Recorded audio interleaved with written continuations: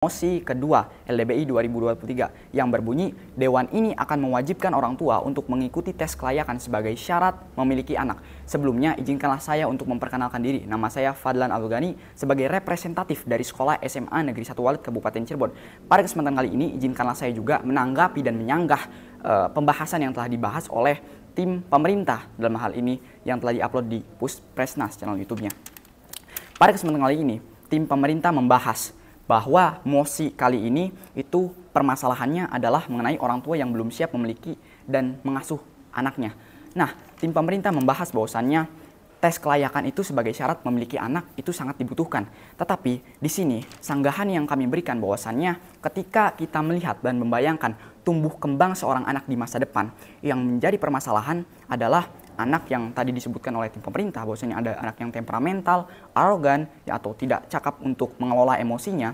Itu yang harus kita ketahui bahwasanya tidak hanya berdasarkan faktor salah asuh dari orang tua saja yang menyebabkan anak tumbuh berkembang tidak sesuai harapan, tetapi kita harus mengetahui faktor-faktor di lain hal itu, seperti faktor lingkungan ketika anaknya itu sedang bergaul dengan temannya, faktor lingkungan di sekolah, bagaimana ia bergaul dengan temannya, itu penting karena itu juga mempengaruhi bahwasannya faktor eksternal mempengaruhi tumbuh kembang anak baik ataupun buruknya. Jadi yang harus kita fokuskan bahwasannya tidak hanya ke dalam faktor salah asuh orang tua saja, tetapi pemahaman orang tua bahwasannya yang menyebabkan bahwasannya tumbuh kembang seorang anak itu tidak hanya disebabkan oleh orang tua saja, tetapi dari faktor lain juga itu disebabkan. Nah, itu yang ingin kami sampaikan di sini. Kemudian faktor-faktor apa saja sih yang bisa menjadi permasalahan dari tumbuh kembang sang anak? Kita tahu bahwasannya faktor genetik juga memiliki memiliki porsi untuk mempengaruhi bahwasannya tumbuh kembang seorang anak. Di sini kami mempermasalahkan dan tidak menyetujui bahwasannya orang tua harus mengikuti tes kelayakan sebagai syarat untuk memiliki anak. Karena pada kesempatan kali ini permasalahan pada uji tes kelayakan itu yang pertama, tidak disebutkan bahwa uji kelayakan di sini yang disebutkan pemerintah itu menggunakan biaya atau finansial dari keluarga atau negara. Jadi itu yang masih ambigu.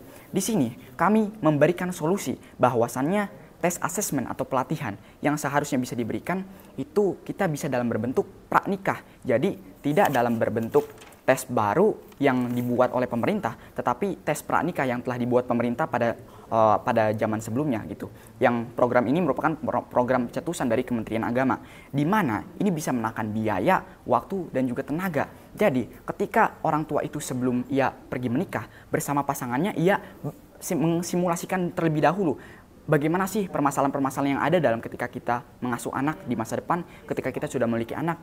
Dan bukan hanya permasalahan tersebut juga, permasalahan di luar seperti permasalahan ekonomi dan sebagainya itu juga bisa dibayangkan di situ, bisa diberikan pada saat tes praknikah seperti itu. Jadi bukan dalam tes uji kelayakan seperti asesmen yang dalam bentuk penilaian kognitif, ujian kognitif, tetapi dalam bentuk prakteknya juga ketika sebelum menikah seperti itu.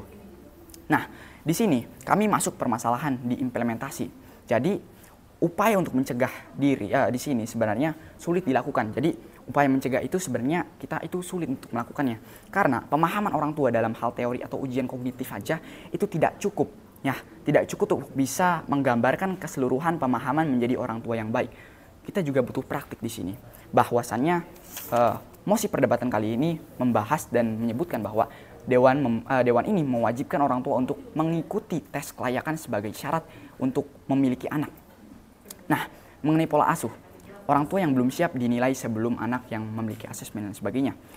Asesmen yang dilakukan oleh pemerintah tersebut, yang disebutkan oleh tim pemerintah, kita tidak setuju. Karena apa? Karena asesmen tersebut tidak berdasarkan penilaian yang mengandalkan praktek, tetap di sini mengandalkan kognitif. Ujiannya yang dilakukan itu bersifat ujian tertulis. Dan di sini tim pemerintah menyebutkan bahwa mereka juga memberikan seperti pelatihan-pelatihan dalam bentuk edukasi.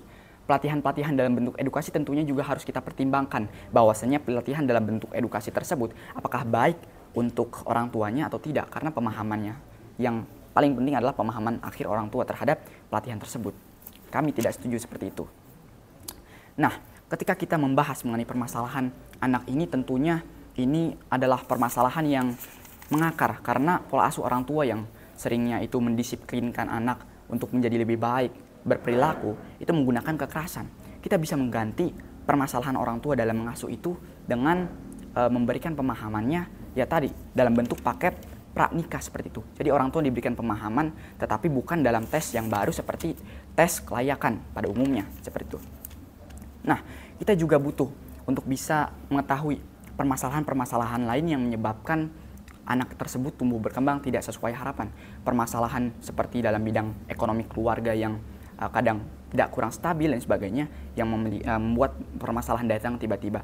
Itu yang harus kita siapkan sebagai orang tua. Di sini kami berpendapat bahwa orang tua harus bisa menjaga ekonominya itu dengan antara lain dengan bekerja sepenuh hati, dan orang tua itu harus mampu untuk bisa melihat bahwasannya kepentingannya untuk mendidik itu juga baik untuk masa depan orang tua, tetapi jangan sampai terlalu mengekang anaknya ketika mengasuhnya seperti itu.